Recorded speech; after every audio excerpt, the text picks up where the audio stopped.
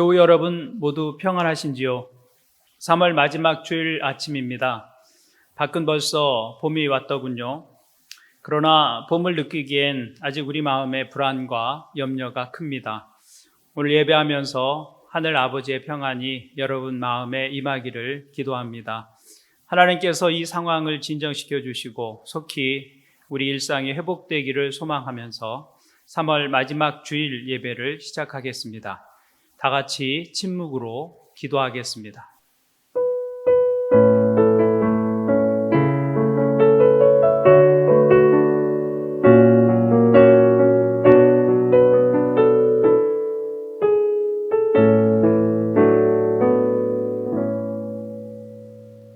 주님께 감사드려라. 그는 선하시며 그의 인자하심이 영원하다. 주님께 구원받은 사람들아, 대적의 손에서 구원받은 사람들아, 모두 주님께 감사드려라. 동서남북 사방에서 주님께서 모아들이신 사람들아, 모두 주님께 감사드려라. 아멘. 우리 함께 찬송 부르시겠습니다. 지극히 높으신 주님의 이 찬양을 함께 부르시겠습니다. 지극히 높은 주님의 낮이 성소로 들어갑니다. 세상의 신을 벗고서 주 보좌 앞에 엎드리리. 내 주를 향한 사랑과 그 신뢰가 사그러져 갈 때 하늘로부터 이곳에 장막이 덮이네. 이곳을 덮으소서. 이곳을 비추소서. 내 안에 무너졌던 모든 소망 다 회복하리니. 이곳을 지나소서. 이곳을 만지소서. 내 안에 죽어가는 모든 예배 다 살아나리라.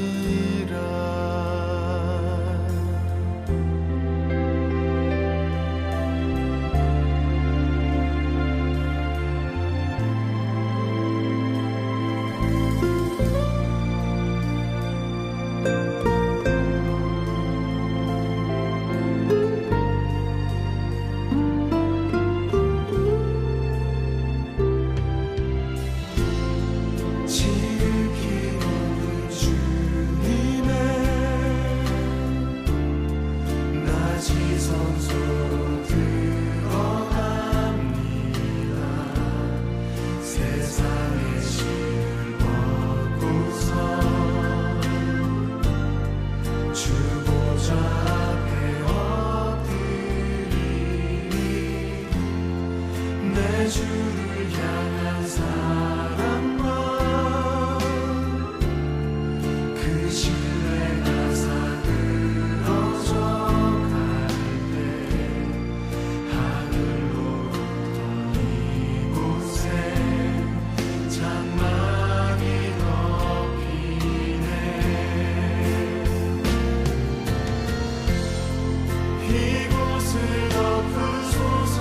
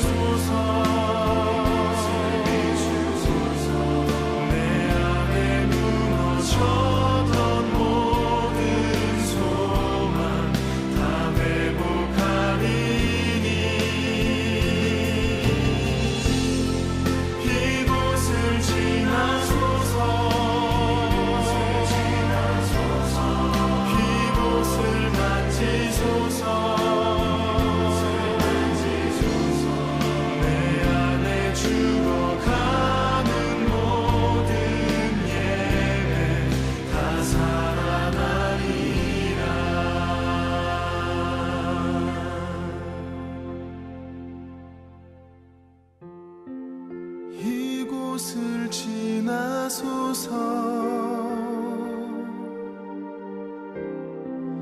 이곳을 만지소서 내 안에 죽어가는 모든 예배 다 살아나리라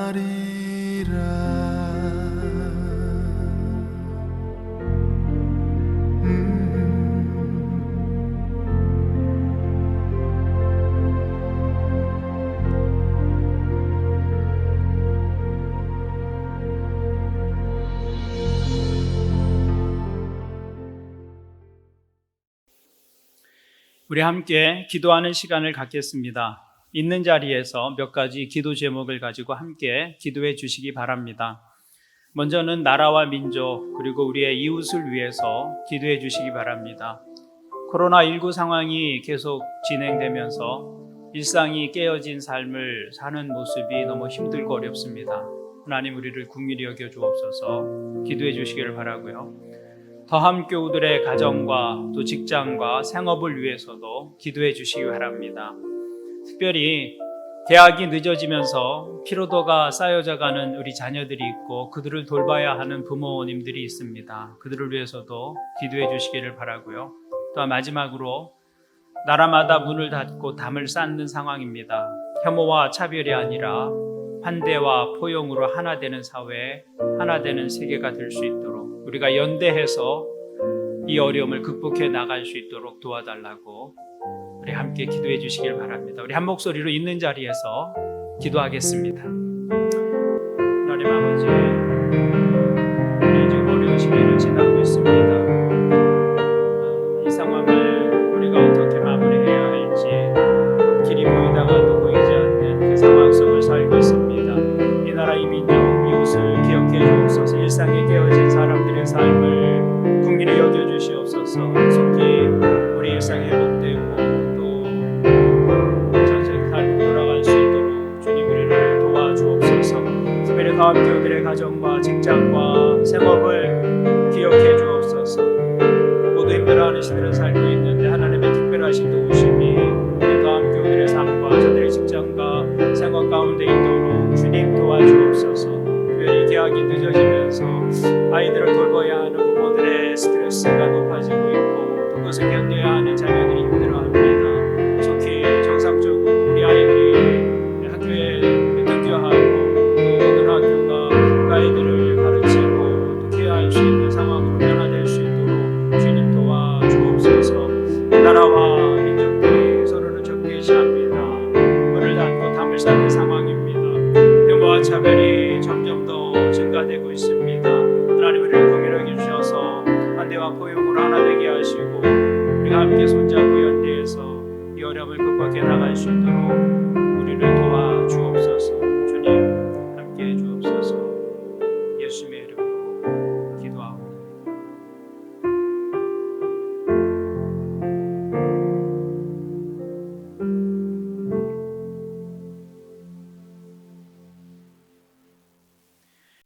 우리를 대표해서 엄경순 자매님이 기도해 주시겠습니다.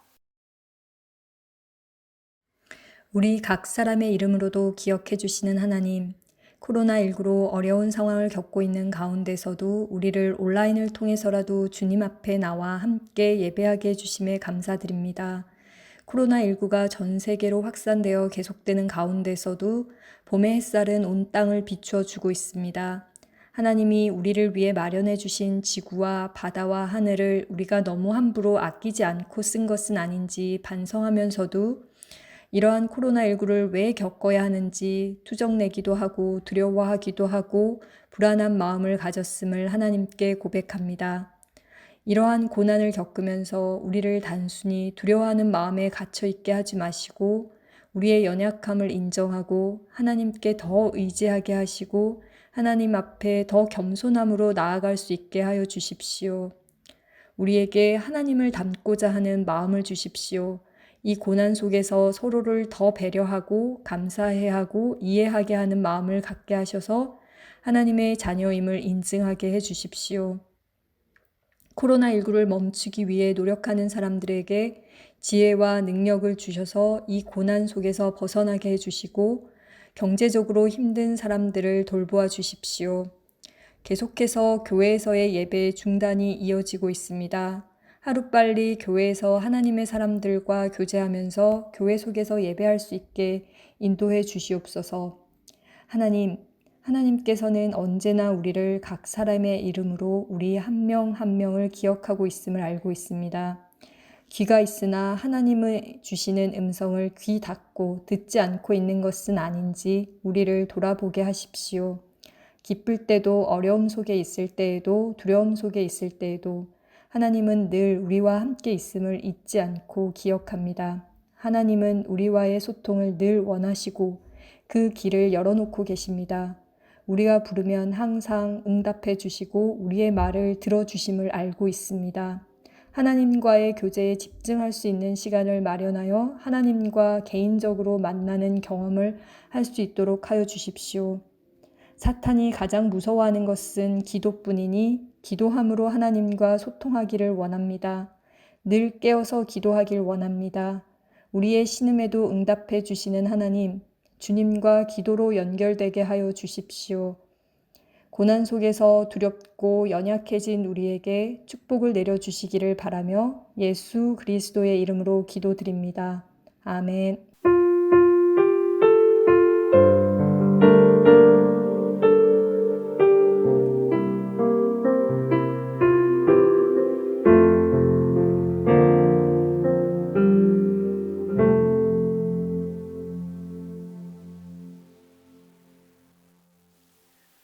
교회 소식을 알려드리겠습니다. 이 시간 함께 예배하는 교회 여러분들을 환영하고 축복합니다. 하나님께서 이 땅을 고치시고 여러분과 여러분 가족들의 건강과 안전을 지켜주시기를 기도합니다. 옆에 있는 가족들과 함께 인사 나누겠습니다. 하늘 복 많이 누리십시오. 우리 상황이 조금씩 나아지고 있지만 아직 우리가 함께 모여 예배하는 것이 안전하다 느껴지지는 않습니다. 교회에서는 학교들이 개학하는 시점에 공동 예배로 다시 모이려고 하는데 개학이 4월 6일로 예정되어 있습니다. 4월 5일까지는 온라인으로 예배를 드리도록 하겠습니다. 그리고 4월 12일이 부활주일인데 그때에는 함께 모여 예배할 수 있기를 기대합니다. 그때까지 각 목장에서는 카톡방을 통해서 감사의 내용, 기도의 제목 나누시고 또 서로 교제해 주시기를 바랍니다. 3월 31일까지 코로나19를 위한 중보 기도 시간을 진행하고 있습니다. 매일 저녁 9시에 코로나19 상황을 위한 기도문을 카톡방에 올려드리고 있는데요. 기도문을 가지고 기도하시고 또 아멘으로 참여해 주시기를 바랍니다. 코로나19로 힘든 상황을 보내고 있는 이웃들을 위해서 구원금에 참여해 주신 분들이 계십니다. 감사를 드립니다. 이번 주일까지 드려진 헌금은 필요한 이웃들에게 전달하도록 하겠습니다. 우리가 다시 모여서 예배 드릴 때까지 신약 성경을 필사하고 있는데요. 필사를 마치신 분들은 우리가 다시 모이는 주일에 가지고 오셔서 교회에 제출해 주시기를 바랍니다. 온라인 예배의 대표 기도를 순서를 따라서 담당하고 있습니다. 다음 주일 대표 기도는 이윤신 자매님입니다. 또 성경 봉독은 우리 자녀들이 담당하는데요. 다음 주일 성경 봉독은 윤재훈 어린이가 담당해 주시겠습니다. 가정에서는 준비해 주시기를 바랍니다. 또 필요한 공지사항이나 변경된 계획들은 카톡을 통해서 알려드리도록 하겠습니다. 이 상황이 속히 진정되고 회복되기를 위해서 계속 기도해 주시기를 바랍니다. 이제 우리에게 주시는 하나님의 말씀을 함께 읽도록 하겠습니다. 오늘 우리에게 주시는 하나님의 말씀은 마가복음 10장 17절에서 31절 말씀입니다. 오늘 말씀은 최트리니 어린이가 읽도록 하겠습니다. 교우들께서는 눈과 입으로 한 절씩 따라 읽으시기를 바랍니다. 예수께서 길을 떠나시는데 한 사람이 달려와서 그 앞에 무릎을 꿇고 그에게 물었다. 선하신 선생님, 내가 영원한 생명을 얻으려면 무엇을 해야 합니까? 예수께서 그에게 말씀하셨다. 어찌하여 너는 나를 선하다고 하느냐? 하나님 한 분밖에는 선한 분이 없다. 너는 계명을 알고 있을 것이다. 살인하지 말아라. 간음하지 말아라. 도둑질하지 말아라. 거짓으로 증언하지 말아라. 속여서 빼앗지 말아라. 내 부모를 공경하여라. 하지 않았느냐? 그가 예수께 말하였다.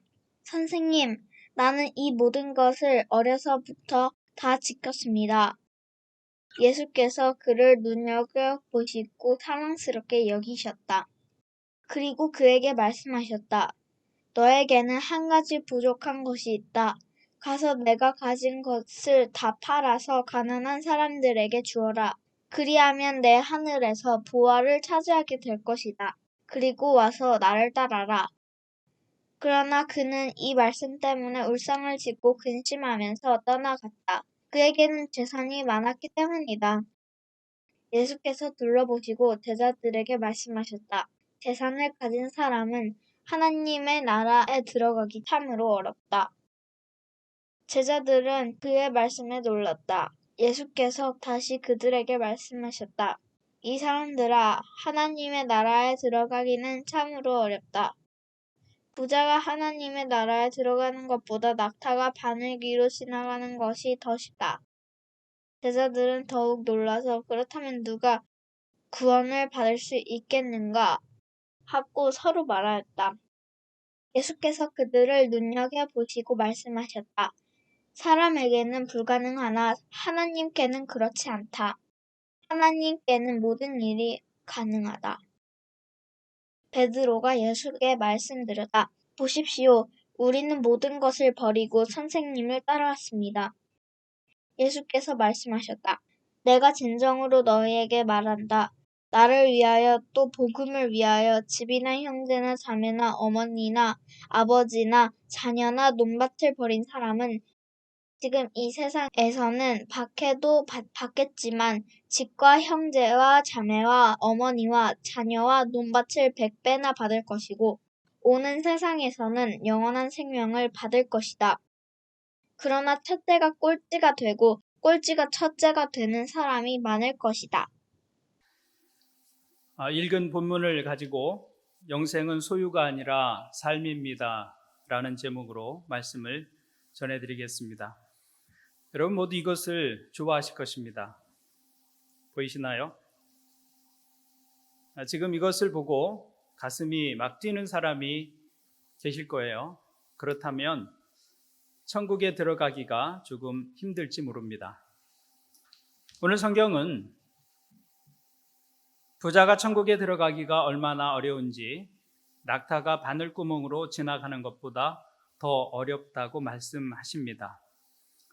그 말씀은 부자가 천국에 들어가는 것은 사실상 불가능하다라는 말씀과 다름이 없습니다. 여러분 고민되지 않습니까? 우리 중에 부자가 되고 싶지 않은 사람이 어디에 있습니까? 다 부자가 되고 싶죠.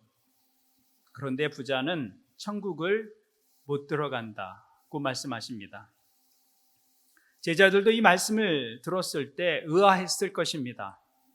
유대인들은 전통적으로 부자는 특별하게 하나님의 축복을 받는 사람이다 라는 개념이 있었기 때문입니다. 부가 곧 하나님의 축복의 결과다라고 생각한 것이죠. 그래서 부자는 누구보다도 하나님께 더 가까이 있는 사람이다라고 생각했습니다. 그것이 당시에 유대인들의 일반적인 사고였습니다. 그런데 그 부자들이 하늘나라에 가지 못한다고 한다면 도대체 누가 천국에 들어갈 수 있는가? 이런 생각이 들었을 것입니다. 이 이야기는 이렇게 시작됩니다. 한 청년이 예수님을 찾아옵니다. 그는 청년이었습니다. 젊음을 가진 사람입니다. 여러분의 인생의 가장 큰 재산은 젊음입니다. 젊다는 것은 가능성이 있다는 것이기 때문입니다. 저도 아직 젊다고 생각하는데 그런데 이젠 어떤 일을 하기에는 제 나이가 대부분 걸립니다. 그래서 지원조차 할 수 없는 그런 일들이 있습니다. 젊음이라는 기준에 제가 미치지 못하는 것이죠.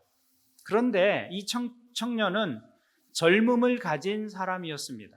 그는 많은 가능성을 가지고 주님께 나온 것이죠. 그런데 그는 또 부자였습니다. 대부분의 젊은이가 돈이 없어요. 그런데 이 사람은 청년이면서도 부자였습니다. 무엇이든지 살 수 있고 어디든지 갈 수 있는 사람입니다. 그런데 이 사람의 삶의 조건이 여기에서 끝나지 않습니다. 누가복음에서는 이 사람을 유대의 관원이다라고 소개하고 있습니다. 유대 관원이란 종교와 정치, 경제의 모든 분야에서 리더십을 발휘하는 그런 지위에 있었던 사람을 의미합니다. 이 사람은 돈이 있고 권력이 있고 젊음이 있는 사람입니다. 대개 이런 조건을 가지고 삶을 살아가는 사람이 무엇인가 도덕적인 약점을 가지고 있기 마련입니다. 성적인 문제가 있든지 폭력적이든지 갑질을 심하게 한다든지 뭔가 흠잡힐 만한 것들이 있기 마련인데 이 사람은 도덕적으로도 흠잡을 데 없는 삶을 살았습니다. 20절 말씀을 보면 이 사람이 율법을 지키라는 예수님의 말씀에 이렇게 대답합니다. 선생님, 나는 이 모든 것을 어려서부터 다 지켰습니다. 여러분, 사람이 이 정도의 삶을 살게 되면 대개는 목이 빳빳해지기 마련입니다. 돈도 있고 권력도 있고 젊습니다. 그런데다가 도덕적으로 흠이 없는 삶을 살고 있습니다. 그러면 교만해지기 십상입니다. 그런데 이 사람은 그렇지 않았습니다. 이 사람에게는 겸손한 태도까지 있었습니다. 그래서 17절 말씀을 보면 이렇게 기록하고 있습니다. 예수께서 길을 떠나시는데 한 사람이 달려와서 그 앞에 무릎을 꿇고 그에게 물었다. 그는 예수님께 달려와서 무릎을 꿇었습니다. 이 사람이 관원이었던 것으로 보아서 나이도 적지는 않았을 것이라고 생각이 됩니다. 거기다가 예수님은 야인입니다. 지위가 없는 분이셨죠. 그런데도 그는 예수님께 달려 나와서 무릎을 꿇었습니다. 그는 지극히 겸손한 태도를 가지고 있었던 사람입니다. 그런데 여기서 그치지 않습니다. 그 정도만 해도 아주 괜찮은 사람인데 그는 자기가 가진 현실적인 성공과 부요를 넘어서 영원한 것을 사모하는 갈망이 있었습니다. 사람들은 많이 가지면 가질수록 현실주의자가 됩니다. 지금이 좋은 사람이 되는 것이죠. 그런데 이 사람은 예수님께 나와서 이렇게 묻습니다. 17절 말씀을 보니까 선하신 선생님, 내가 영원한 생명을 얻으려면 무엇을 해야 합니까? 그의 질문은 소유나 명예, 삶의 즐거움에 관한 것이 아니었습니다. 영생에 관한 질문이었습니다. 그는 인생의 본질적인 질문이 무엇인지 아는 사람이었습니다. 선하신 선생님, 내가 영원한 생명을 얻으려면 무엇을 해야 합니까? 신앙과 인생의 가장 본질적인 문제를 정확하게 영생이라는 한 단어를 찍어서 질문할 정도로 그는 영적인 통찰력을 가진 사람이었다는 말입니다. 여러분, 이런 사람이 예수님의 제자가 된다면 얼마나 큰 영광이겠습니까? 예수님의 제자들을 보십시오. 이만한 조건을 가진 사람들이 없었습니다. 하나같이 무식하고 세련되지 못한 촌 사람들이었습니다. 지식도 없고 든든한 배경도 없고 별별 일 없는 사람들이었습니다. 그런데 그 제자들과는 비교할 수 없는 어마어마한 조건을 가진 사람이 와서 주님, 저를 거두어 주십시오, 그렇게 요청을 하는데 어찌 그 사람을 외면할 수 있겠습니까? 이런 젊은이가 자기 자녀라면 자랑하지 않을 부모가 없을 것입니다. 그의 인격과 그가 가진 것에 마음이 끌리지 않을 사람이 하나도 없을 것입니다. 딸을 가진 모든 부모는 아마 이 청년을 사윗감으로 탐을 냈을 것입니다. 저는 이 사람이 왠지 키도 크고 얼굴도 잘생겼을 것이라는 생각이 듭니다. 그런 사람이 있죠. 하나님이 이렇게 불공평하실 수 있나 싶을 정도로 모든 것을 다 가진 사람. 이 사람이 바로 그런 사람이었습니다. 그래서 누구라도 놓치기 아까운 사람이었습니다. 그렇다면 그의 결심이 흔들리기 전에 빨리 그 사람을 붙잡아야 하지 않겠습니까? 그런데 주님은 그렇게 하지 않으셨습니다. 주님은 그를 서둘러서 받아들이지 않고 오히려 전혀 다른 조건을 말씀하시는 것입니다. 21절을 보겠습니다. 너에게는 한 가지 부족한 것이 있다. 가서 내가 가진 것을 다 팔아서 가난한 사람들에게 주어라. 그리하면 내가 하늘에서 보화를 차지하게 될 것이다. 그리고 와서 나를 따라라. 그런데 성경은 이 사람이 재물이 많았기 때문에 울상을 짓고 근심하면서 떠나갔다고 기록하고 있습니다. 주님은 왜 이 청년을 받아들이지 않으셨을까요? 이 아까운 청년을 왜 그냥 돌아가게 하셨을까요? 주님은 이 말씀을 통해서 우리에게 영생이 무엇인지, 영생의 그 본질에 대해서 분명하게 교훈하고 계신 것입니다. 영생이란 무엇인가? 영생은 곧 하나님의 선물이라는 것입니다. 그런데 이 예수님을 찾아온 부자 청년의 질문은 영생에 대한 오해를 담고 있습니다. 그 오해는 또 세상의 거의 모든 사람들이 가지고 있는 오해이기도 합니다. 그는 이렇게 물었습니다. 선하신 선생님, 내가 영원한 생명을 얻으려면 무엇을 해야 합니까? 그가 왜 이 영생에 관심을 가졌을까요? 이 사람은 그가 지상에서 얻은 것을 다 얻은 사람입니다. 땅의 것들을 다 소유했습니다. 그는 이제 내세까지 확보해 두고 싶었던 것입니다. 그런데 그는 그것이 자기의 행위로 가능할 것이라고 생각한 것입니다. 지금까지 그는 모든 것을 스스로의 힘으로 노력해서 얻어온 사람이었습니다. 그래서 영생조차도 자기의 노력으로 될 것이라고 생각했던 것이죠. 노력이 필요하다면 나만큼 노력에 집중할 수 있는 사람이 없을 것이다 라고 생각했던 것입니다. 그러나 성경에서 말하는 영생은 그가 생각하는 영생과는 전혀 다른 것이었습니다. 그는 이렇게 물었습니다. 내가 영원한 생명을 얻으려면 무엇을 해야 합니까? 이 질문은 영생을 얻기 위해서는 내가 무엇인가를 하여야 한다는 사실을 전제로 하고 있는 것이죠.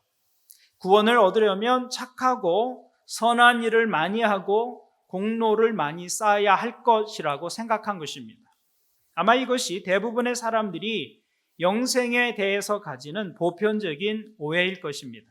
대부분의 사람들은 착하게 살면 구원을 받을 것이다 라고 생각을 합니다.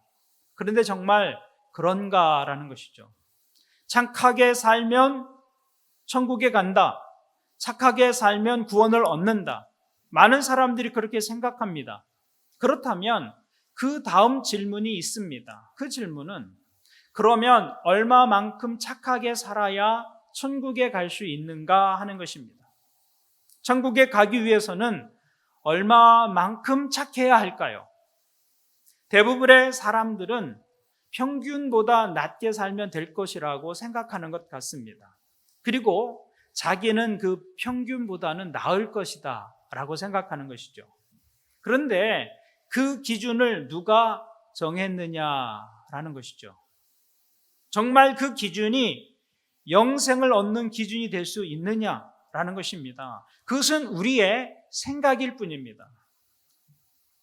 하나님은 그 기준에 대해서 아주 분명하게 말씀해 주셨습니다.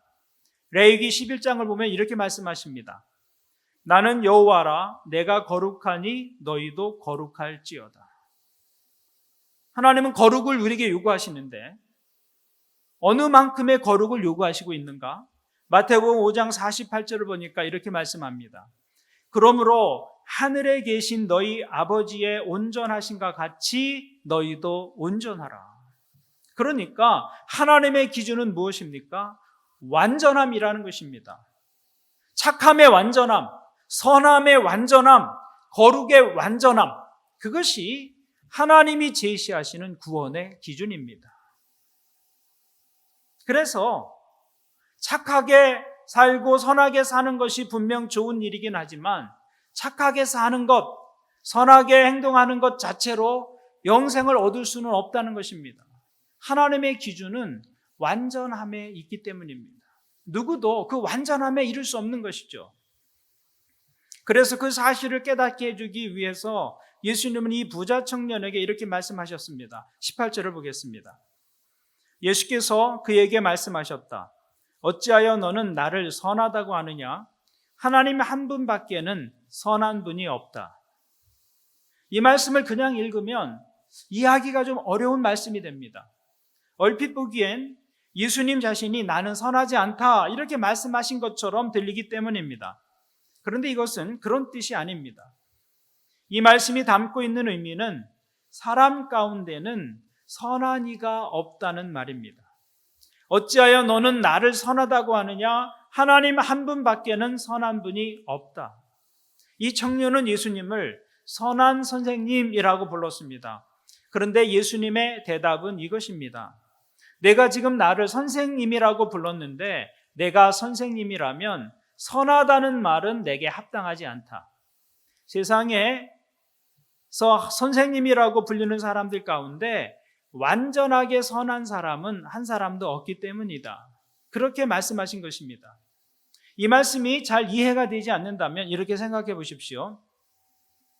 누가 저에게 와서 완전하신 목사님 이렇게 불렀다면 그 말은 틀린 말입니다. 세상에 존재하는 어떤 목사도 완전한 사람은 없기 때문입니다. 누가 그렇게 저에게 말하면 일단은 제 아내가 웃을 것입니다. 그리고 우리 아이들이 웃을 것입니다. 저를 좋아하는 사람들도 그건 아니지 라고 말할 것입니다. 그것이 맞는 말입니다. 제가 완전하다면 저는 사람이 아니라 하나님일 수밖에 없습니다. 완전하다라는 말은 인간에게는 어울리지 않는 단어입니다. 예수님이 하신 말씀이 그와 비슷한 맥락입니다. 선한이라는 말과 선생님이라는 말이 함께 쓰일 수 없는 단어들이라는 것이죠. 예수님을 단지 인간으로서 뛰어난 선생님이라고 본다면 선한 분이라는 말을 쓸 수 없습니다. 그러나 예수님을 선한 분으로 안다면 선생님이라는 말로 부를 수 없다는 것입니다. 베드로처럼 주는 그리스도시요 살아계신 하나님의 아들이십니다. 그렇게 고백할 수밖에 없는 것이죠. 다시 말하면 내가 나를 선한 선생님이라고 불렀는데 선한 선생님은 없다. 선하다고 말할 수 있는 분은 하나님 밖에는 없다. 그러므로 내가 아무리 존경하는 선생님이라고 해도 자신의 선함을 들고 하나님 앞에 나올 수 있는 사람은 없다고 말씀하신 것입니다. 인간의 선함이 구원을 충족시키는 조건이 절대로 될 수 없다는 말씀인 것입니다. 하나님의 관점에서 볼 때 하나님 앞에서 인정될 수밖에 없는 그런 선함을 가지고 있는 사람은 아무도 없다는 말씀입니다. 인간의 선은 상대적인 선에 불과합니다. 그래서 내 힘으로는 하나님이 원하시는 선을 행할 수도 없고 내 힘으로는 구원을 얻을 수도 없습니다. 그것이 인간이 가진 한계입니다. 그러므로 내가 선하게 살고 착하게 살면 구원을 받을 수 있을 것이다 생각한 이 청년은 잘못 생각한 것이죠. 그러면 우리의 구원이 어떻게 가능하다는 말입니까? 어떻게 하여야 우리가 영원한 생명을 얻을 수 있겠습니까? 이것이 예수님과 부자 청년의 대화를 듣고 있었던 제자들의 물음이었습니다. 그들을 향해서 예수님의 대답이 무엇이었습니까? 27절을 보겠습니다. 예수께서 그들을 눈여겨보시고 말씀하셨다. 사람에게는 불가능하나 하나님께는 그렇지 않다. 하나님께는 모든 일이 가능하다. 사람에게는 불가능하나 하나님께는 그렇지 않다. 하나님께는 모든 일이 가능하다. 인간으로는 불가능하기 때문에 그래서 하나님만이 하실 수 있다고 말씀하신 것입니다. 사람의 어떤 최선도 자기 자신을 구원할 수 없습니다. 인간으로는 불가능합니다. 그래서 하나님만이 하실 수 있습니다. 그래서 하나님께서 그런 인간을 긍휼히 여기시고 한 길을 마련해 주셨습니다. 그 길이 무엇입니까? 성경은 이렇게 말씀합니다. 하나님이 세상을 이처럼 사랑하사 독생자를 주셨으니 이는 그를 믿는 자마다 멸망하지 않고 영생을 얻게 하려 하심이라. 그 길은 예수 그리스도라고 성경은 말씀하고 있습니다.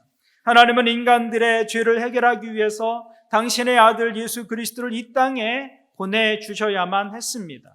하나님의 아들 예수 그리스도께서 우리의 죄값을 치르시고 십자가에서 죄를 범한 모든 인간들을 대신해서 죽으셔야만 했습니다.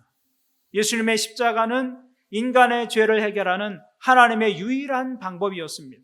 이 십자가의 은혜가 아니고서는 어떤 사람도 죄를 해결할 수 없고 어떤 사람도 구원을 받을 수가 없는 것입니다. 그래서 에베소서 2장 8절은 이렇게 말씀하고 있습니다. 여러분은 믿음을 통하여 은혜로 구원을 얻었습니다. 이것은 여러분에게서 난 것이 아니요 하나님의 선물입니다. 행위에서 난 것이 아닙니다. 그러므로 아무도 자랑할 수 없습니다. 이것이 복음입니다. 이것이 기독교의 본질이죠. 구원은 내가 성취할 수 있는 것이 아니라 은혜로 받는 것입니다. 나는 자격이 없는데 믿음으로 받는 것입니다. 그것이 기독교 신앙이고 복음의 본질입니다. 오늘 말씀에서 예수님께서 가르쳐 주시려고 하는 교훈은 분명합니다. 구원은 내 노력으로 성취되는 것이 아니라 받는 것이다. 구원은 인간의 윤리나 수양이나 도덕적 선행에 기초하지 않는다. 무엇을 행함으로 구원이 확보되거나 취득되는 것이 아니다. 사람이 좋다고 구원받는 것도 아니다. 구원은 철저하게 오직 하나님의 은혜로 주어지는 선물이다 라고 말씀하고 있는 것입니다. 여러분 이것을 믿으시기 바랍니다. 영생은 하나님이 주시는 선물입니다. 감사함으로 그것을 받아들이는 것입니다. 성경은 그것을 믿음이라고 말씀하고 있습니다. 그것이 인간이 구원에 이르는 유일한 길이 됩니다. 오늘 예배하는 여러분들에게 이 구원에 이르는 믿음이 있기를 주님의 이름으로 간절히 축원을 드립니다. 두 번째, 성경이 말씀하고 있는 것은 영생은 새로운 삶의 방식이라는 것입니다. 주님은 영생에 대해서 묻는 이 부자 청년을 향해서 이렇게 말씀하셨습니다. 21절을 보겠습니다. 예수께서 그를 눈여겨보시고 사랑스럽게 여기셨다. 그리고 그에게 말씀하셨다. 너에게는 한 가지 부족한 것이 있다. 가서 내가 가진 것을 다 팔아서 가난한 사람들에게 주어라. 그리하면 내가 하늘에서 보화를 차지하게 될 것이다. 그리고 와서 나를 따라라. 주님은 그의 영혼을 꿰뚫어 보시고 내게 한 가지 부족한 것이 있는데 그것은 물질에 대한 욕심이다. 그 물질에 대한 집착을 포기하고 나를 따르라. 그렇게 말씀하신 것입니다. 이 말씀도 오해하기 쉬운 말씀입니다. 이 말씀을 문자적으로 보면 가진 것을 버려야 구원을 얻을 수 있다고 이해됩니다. 영생은 선물이라고 이야기하곤 가진 것을 버리는 행위를 통해서 구원에 이를 수 있다고 말하는 모순처럼 들리게 되는 것이죠. 주님은 우리에게 그리스도인은 부자가 되어서는 안 된다고 말씀하고 있는 것 같습니다. 그런데 그렇지 않습니다. 성경을 보면 훌륭한 믿음의 사람들 중에 부자가 많았습니다. 아브라함도 부자였고 이삭도 부자였고 야곱도 부자였습니다. 다윗도 부자였고 솔로몬도 엄청난 부자였습니다. 그런데 하나님은 그들에게 부나 물질 자체에 대해서 무엇을 요구하시지 않으셨습니다. 아브라함에게 내 모든 재산을 내놓으라고 말씀하지 않으셨습니다. 하나님은 다윗에게 내 모든 재물을 버리고 나를 따르라고 말씀하지 않으셨습니다. 왜냐하면 그들은 많은 것을 가진 사람이긴 했지만 오늘 주님께서 말씀하시는 부자는 아니었기 때문입니다. 그들은 많이 가졌지만 부자는 아니었습니다. 이것이 중요한 포인트입니다. 오늘 여기 말씀에서 예수님이 부자라고 부른 사람은 단순히 재물이 많은 사람을 의미하는 것이 아닙니다. 여기에서 부자란 하나님보다 물질을 더 사랑하고 하나님보다 물질을 더 의지하는 사람을 말하고 있는 것입니다. 에릭 프롬이라는 분이 쓴 소유냐 존재냐라는 오래된 책이 있습니다. 이 책에서는 사람을 두 부류로 구분합니다. 소유형 인간과 존재형 인간입니다. 소유형 인간이란 삶의 의미와 목적을 소유에 두고 사는 사람을 말합니다. 존재형 인간이란 삶의 의미와 목적을 인간답게 존재하고 행동하는데 초점을 두고 살아가는 사람을 이야기하고 있습니다. 이 개념을 따르면 아무리 많은 재산을 가졌어도 삶의 궁극적인 의미와 목적을 소유해 두고 있지 않다면, 그리고 하나님의 뜻대로 인간답게 사는데 삶의 초점을 두고 있다면 그는 아무리 많이 가졌어도 존재형 인간이 됩니다. 그러나 가난하고 소유가 적다 해도 삶의 궁극적인 목적과 의미를 보다 많은 소유에 두고 있는 사람이라면 그는 가난함에도 불구하고 소유형 인간이 되는 것이죠. 예수님이 말씀하신 부자란 이런 소유형 인간을 의미하고 있는 것입니다. 그런 사람은 하나님 나라에 들어가는 것이 낙타가 바늘구멍으로 들어가는 것보다 더 어렵다고 말씀하신 것입니다. 불가능하다는 말씀입니다. 그 이유가 무엇일까요? 왜 그 소유형 인간으로 인생을 살면 하나님 들어가는 것이 불가능할까요? 사람이 부에 마음을 두고 부를 축적하는 것을 인생의 목표로 삼을 때 오는 시험이 있기 때문입니다. 부가 가져다 주는 시험이 무엇입니까? 그것은 믿음과 의지의 대상이 바뀌는 것입니다. 사실 돈에는 하나님과 버금가는 능력이 있습니다. 돈의 힘은 권력보다 큽니다. 돈의 힘은 사상보다도 강합니다. 그런데 부자란 그 돈의 위력을 맛본 사람입니다. 돈이 가진 파워, 돈이 할 수 있는 가능성, 그것을 아는 사람이 부자입니다. 그래서 부자는 하나님을 의지하는 대신 돈을 의지하게 되는 것입니다. 그러므로 오늘 말씀은 물질을 포기하는 것이 구원의 조건이라는 말이 아닙니다. 부자 청년에게 재물을 다 팔고 나를 조치라고 한 것은 너의 생활 방식을 전적으로 바꾸라는 요청입니다. 그의 삶은 물질이 지배하는 삶이었습니다. 그걸 바꾸라고 요청하신 것입니다. 돈을 의지하는 마음을 버리고 하나님을 신뢰하는 마음을 가지고 살라는 요청입니다. 그것이 영생의 모습이기 때문입니다. 영생은 새로운 삶의 방식입니다. 현재의 생활 방식을 버리고 주님의 가치관을 따라서 성경이 말씀하고 있는 대로 그 기준을 따라 사는 새로운 삶의 방식을 가지는 것, 그것이 바로 영생이라고 말씀하고 있는 것입니다. 그래서 우리가 주님 앞에 나오면 주님은 우리가 살아야 할 삶의 방식에 대해서 말씀하십니다. 그런데 아주 단호하게 말씀하십니다. 내 소유를 다 팔아서 가난한 사람들에게 다 나누어 주고 그리고 와서 나를 조치라. 주님은 단호하게 말씀하셨습니다. 주님은 우리에게 단호하게 지적하시고 전적인 순종을 요구하십니다. 그렇기 때문에 우리가 주님의 말씀을 진지하게 듣는다면 삶에 대해서, 지금 내가 살고 있는 삶의 방식에 대해서 고민하지 않을 수가 없는 것입니다. 주님의 요구는 단호하기 때문입니다. 내 오른 눈이 너로 하여금 죄 짓게 하거든 빼서 내버려라. 신체의 한 부분을 잃는 것이 온몸이 지옥에 던지는 것보다 더 낫다. 또 내 오른손이 너로 하여금 죄를 짓게 하거든 찍어서 내버려라. 신체의 한 부분을 잃는 것이 온몸이 지옥에 던져지는 것보다 더 낫다. 주님은 아주 단호하게 말씀하십니다. 너희가 이렇게 했으면 좋겠다는 제안이 아닙니다. 눈이 너를 실족하게 하면 그 눈 뽑아버려라. 발이 너를 실족하게 하면 발을 잘라버려라. 이런 단호한 요구가 주님의 요구라는 것이죠. 이런 말씀을 듣는데 고민되지 않을 사람이 어디 있겠습니까? 그래서 하나님의 말씀을 정말 진지하게 듣는다면 삶의 고민이 시작될 수밖에 없습니다. 저는 여러분들이 예배를 드릴 때마다 이런 고민이 생기기를 바랍니다. 주님의 요구 앞에서 고민하는 삶을 살아야 하는 것이죠. 어떤 고민을 하느냐가 삶의 질을 결정하는 것입니다.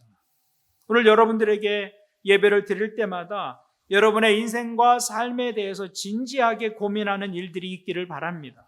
그 고민의 질이 여러분의 인생의 질을 결정하는 것입니다. 주님은 이 청년에게 물질에 대한 욕심을 이야기하셨지만 우리에게는 다른 말씀을 하실지 모릅니다. 각자의 삶이 처한 상황이 다르기 때문입니다. 자녀에 대해서 새로운 삶의 방식을 요구하실지 모릅니다. 성공이나 인생의 자랑에 대해서, 관계 속에서 해결하지 못하는 문제에 대해서 새로운 삶의 방식을 요구하실 수도 있을 것입니다. 신앙은 그 하나님의 요구 앞에 반응하는 것입니다. 신앙은 그래서 고민하며 사는 것이다 라고 말할 수 있습니다. 이 부자 청년처럼 돌아서서 가지 않고 주님의 요구 앞에 서서 고민하면서 내 인생을 살아가는 것이죠. 그것이 영생을 가진 사람들의 삶의 모습입니다. 영생은 죽어서 사는 삶이 전부가 아닙니다. 영생은 지금 여기에서 천국의 가치와 원리와 기준을 가져다가 사는 것입니다. 그것이 영생의 본래의 모습입니다. 그런 의미에서 영생은 시간의 길이가 아닙니다. 영생은 삶의 질을 의미하는 것입니다. 당신은 영생을 얻으셨습니까? 라고 묻는다면 대부분의 그리스도인들은 아멘 이렇게 대답할 것입니다. 그런데 그 대답 속에 영생에 대한 그리스도인들의 오해가 담겨 있습니다. 많은 그리스도인들이 영생을 마치 어떤 선물 상자처럼 생각하는 것 같습니다. 그래서 믿을 때 영생이라는 선물을 하나씩 받는데 그것을 언제 끌어보느냐면 죽고 나서 끌어보는 것으로 생각합니다. 그래서 죽고 나서 내가 선물로 받은 영생이 있었지 이러면서 그 선물 상자 안에 있는 영생을 가지고 이제부터 영원을 사는 것처럼 그렇게 영생을 이해하는 사람들이 아주 많습니다.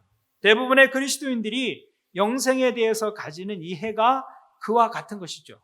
죽어서 영원히 사는 것, 죽음 이후에 영원히 사는 것, 그것이 영생에 관한 그리스도인들의 대부분의 생각입니다. 물론 영생이 그런 시간의 의미를 포함하는 것이 사실입니다. 그런데 영생의 본질은 그 시간의 길이에 있는 것이 아닙니다. 시간의 길이로 본다면 지옥에서도 영생하는 것이죠. 시간의 길이로 보면 천국이나 지옥이나 다르지 않습니다. 그러면 무엇이 천국과 지옥을 다르게 만드는 것입니까? 그것은 삶의 질입니다. 삶의 질, 생명의 질. 영생은 하나님과 함께하는 삶입니다. 그 삶의 질을 영생이라고 하는 것이죠. 하나님이 내 생각과 행동과 삶을 다스리는 그런 삶의 질을 사는 것. 그래서 내가 사는 삶과는 비교할 수 없는 질적인 삶을 살게 되는 것, 바로 그것이 영생의 모습입니다. 하나님의 다스림 속에서 살아가는 삶의 질을 말하는 것입니다. 그렇다면 그 영생은 죽어서 시작되는 것이 아니라 지금 여기에서 시작되어야 하는 것입니다. 지금 여기에서 내가 하나님과 함께하는 삶, 지금 여기에서 하나님과 동행하고 하나님과 더불어 살아가는 삶을 산다면 그것이 바로 시작된 영생입니다. 그래서 영생의 본질은 삶의 방식에 있는 것이죠. 욕심에 이끌리고 탐욕에 지배받는 삶을 살 것인가? 하나님이 다스리시는 삶을 살 것인가? 주님은 이 부자 청년에게 영생은 무엇을 해서 얻을 수 있는 선물 보따리 같은 것이 아니라 지금 여기에서 하나님이 다스리는 삶의 방식으로 삶을 다르게 살아가는 것이다 라고 말씀하신 것입니다. 그러므로 영생을 가졌다고 말하는 것은 절반의 진리입니다. 영생은 소유하는 것을 넘어서 살아가는 것이어야 합니다. 그렇지 않으면 영생은 영생이 아닙니다. 그래서 주님은 아주 강력하게 우리에게 삶의 변화를 요구하시는 것입니다. 여러분 영생을 얻으셨습니까? 이 물음에 여러분 모두 아멘 할 수 있기를 바랍니다. 그런데 거기에 멈추어서는 안 된다는 것입니다. 영생은 소유하는 것이 아니라 사는 것이기 때문입니다. 오늘 예배하는 여러분들 모두 영생을 믿는 데서 멈추지 말고 영생을 사는 자리로 나가시기를 주님의 이름으로 축원을 드립니다. 우리 함께 기도하겠습니다. 하나님 아버지, 우리에게 생명 주시고 또한 예수 그리스도를 통해서 우리에게 영원한 생명도 허락해 주심을 감사드립니다. 그런데 우리는 영생을 가졌다고 말하지만 영생의 삶을 사는 데는 소홀했음을 고백합니다. 부자 청년을 향해서 삶의 방식을 바꾸고 주님의 가치를 따라 살 것을 기대하신 주님, 부자 청년을 향한 주님의 말씀이 곧 우리에게 주시는 말씀인 것을 알게 도와주옵소서. 우리의 삶의 방식을 바꿔야 할 영역이 있다면 깨닫게 해주옵소서. 주님의 말씀을 진지하게 듣고 고민하며 사는 삶이 되게 도와주옵소서. 그리하여 주님 없이 살던 삶과는 다른 질의 삶, 다른 질의 선택과 결정이 있게 도와주옵소서. 욕망에 이끌리는 삶이 아니라 하나님 안에 있는 질서와 가치에 이끌리는 삶이 되게 도와주옵소서. 그리하여 영생을 소유할 뿐만 아니라 영생을 사는 믿음이 되게 도와주옵소서. 예수님의 이름으로 기도하옵나이다. 아멘.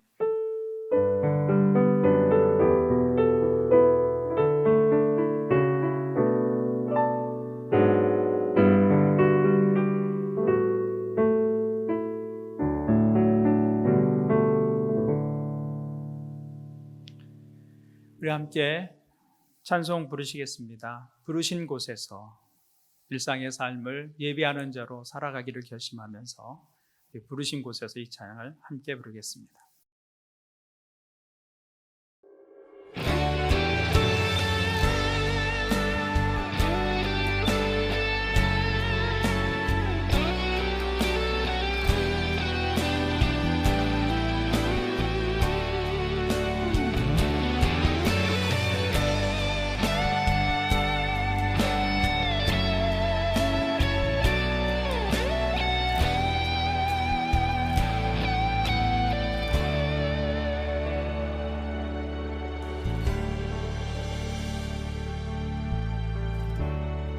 따스한 성령님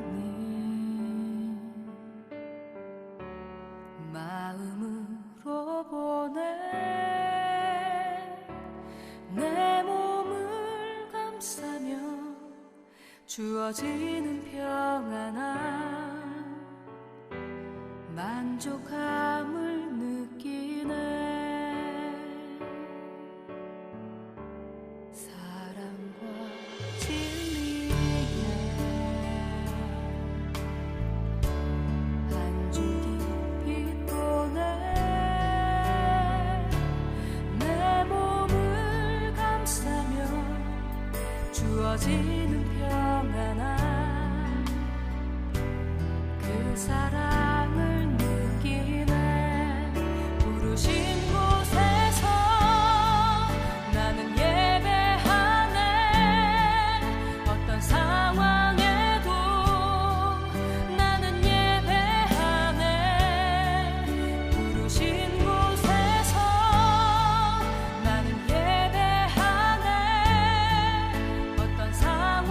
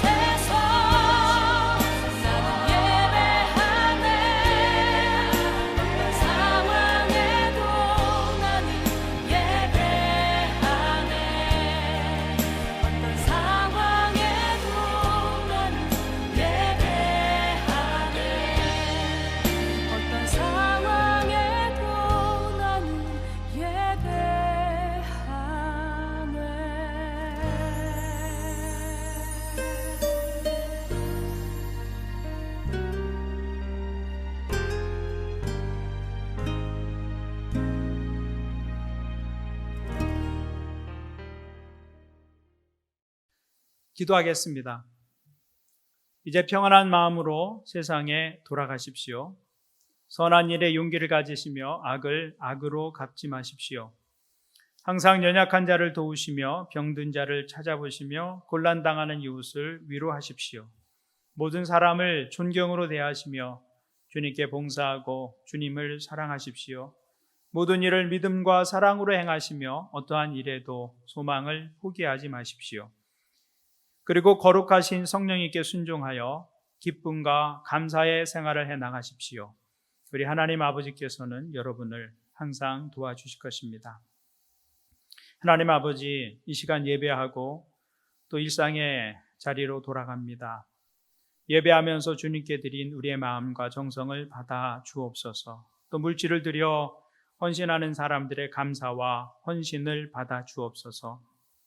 우리는 모두 힘들고 어려운 때를 지나고 있습니다. 하나님의 도우심이 절실히 필요한 때입니다. 또 한 주간을 땀 흘리며 최선을 다하는 삶을 살게 하시고 하나님께서 그 수고를 기억하시고 풍성한 열매를 허락하시는 삶의 축복을 주옵소서. 특별히 이 시간 하나님의 은혜로 치유가 필요한 육체를 고쳐주옵소서. 마음의 고통과 깊은 상처를 만져주시고 회복시켜 주옵소서. 다친 관계가 회복되고 묶였던 상황과 환경과 일들이 풀리고 열리는 은혜를 우리 가운데 허락하여 주옵소서.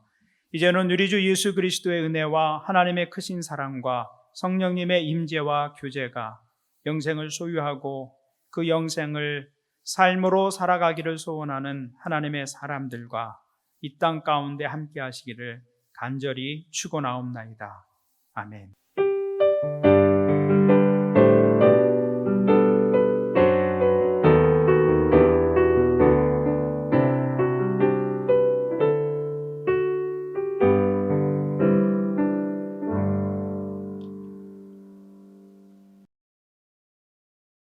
이것으로 예배를 마치겠습니다. 이제 삶의 자리에서 하나님과 동행하는 삶을 사십시오. 하나님께서 여러분에게 평안 주시고 또 건강과 안전 주시고 또 삶의 열매를 풍성케 해주시기를 기도합니다. 하늘 복 많이 누리세요. 감사합니다.